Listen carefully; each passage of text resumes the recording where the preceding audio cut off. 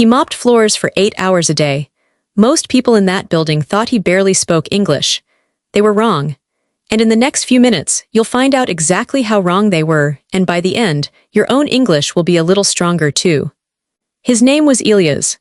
Every evening at exactly 6 o'clock, he walked through the same glass doors with a mop, a bucket, and a quiet smile. He said very little. His English was slow. His accent was heavy. And in that building, that was enough for people to stop listening. The young employees barely noticed him. Some smiled politely. Some didn't even look up.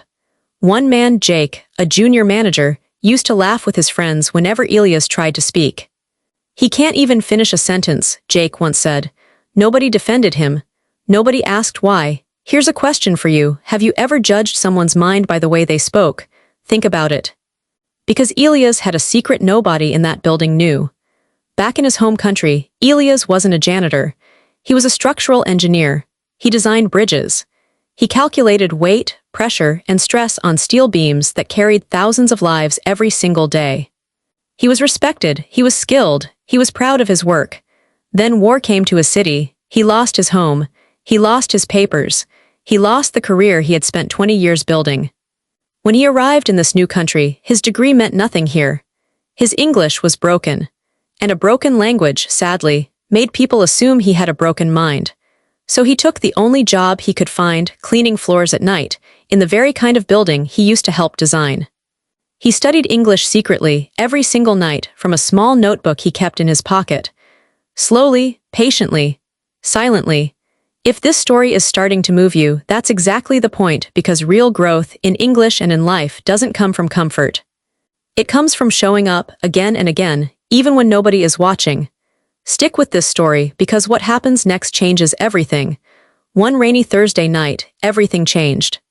Elias was cleaning the ground floor when he noticed something strange. A thin crack near the base of a support column. Small, almost invisible, but not to him. His heart began to race. He had seen cracks like this before, right before a bridge collapsed in his home country, years ago. He knew this signal. He knew this danger. And he knew that in exactly this kind of building, a crack like this could mean serious trouble. He tried to explain it to the night security guard. His English came out slow, nervous, broken. The guard didn't understand. He almost walked away. But here is the truth nobody expected. Elias didn't give up. He grabbed a pen, and on the back of a delivery form he drew a diagram. Load points, pressure lines, warning signs, numbers that spoke louder than words ever could. The guard's eyes widened. He called his manager. His manager called engineers. Within an hour, the entire floor was evacuated. Structural inspectors arrived before sunrise and confirmed it. The column was failing. If it hadn't been caught that night, it could have caused a serious collapse the very next morning, when the building would be full of people. By morning, everyone knew what had happened. Jake stood outside with the rest of the staff, silent, staring at the man he used to laugh at. Elias stood beside the fire truck, still holding his mop, saying almost nothing because this time he didn't need to. The CEO arrived personally. He asked one simple question: who noticed this first?